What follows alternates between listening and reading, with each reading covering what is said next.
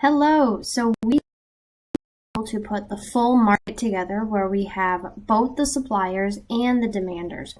So just like I have done a couple videos where I want to show a change in price and how that affects the supply, the quantity supplied and the quantity demanded, I want to show you a change in price versus a change in supply or demand right on this graph.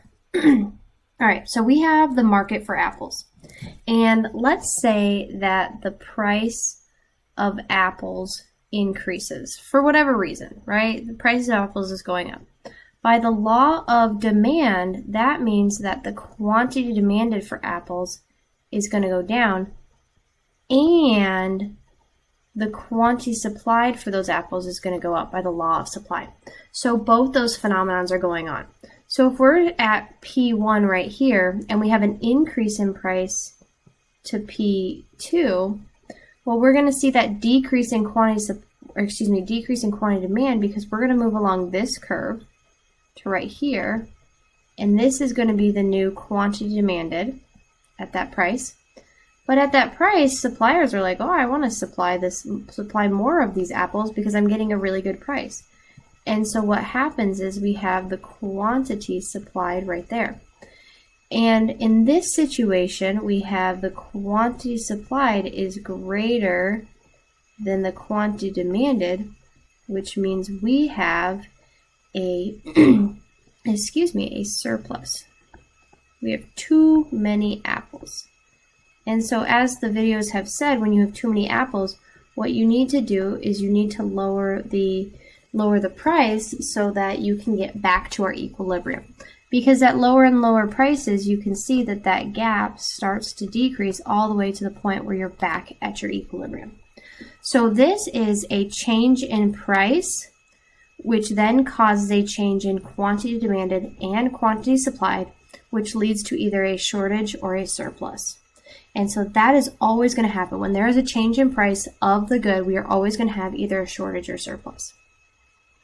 But remember, the thing that started this all was the change in price caused a change in quantity demanded and a change in quantity supplied.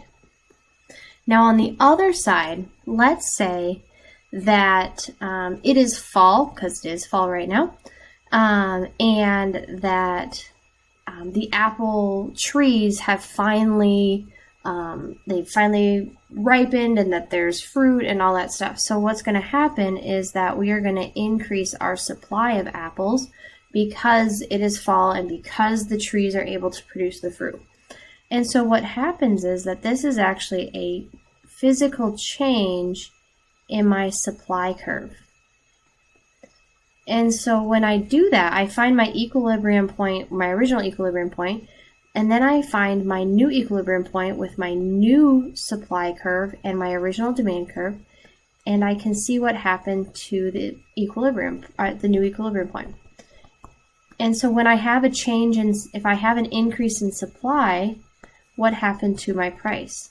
My price went down, and my quantity of apples went up. Now that kind of makes sense. When there's a lot of stuff that we're producing and a lot of things out there, prices get cheaper, right? You see that during the fall when you have produce that goes on sale because there's a lot of supply. But remember, it's all about what step came first. So in this case, there was a change in supply, and that caused the change in price. Right? So it's a little bit different than the original where we started with the change in price. So you've got to be really clear.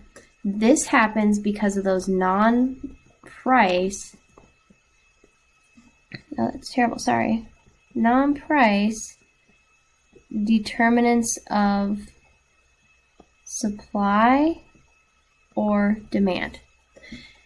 And so you've got to be really, really careful with looking at what the first step in and what the first change is in the market.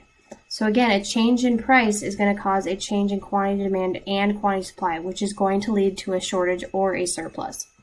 If we change a non-price determinant of supply or demand, we're going to change either the supply curve or the demand curve, and that's ultimately going to lead to a price change.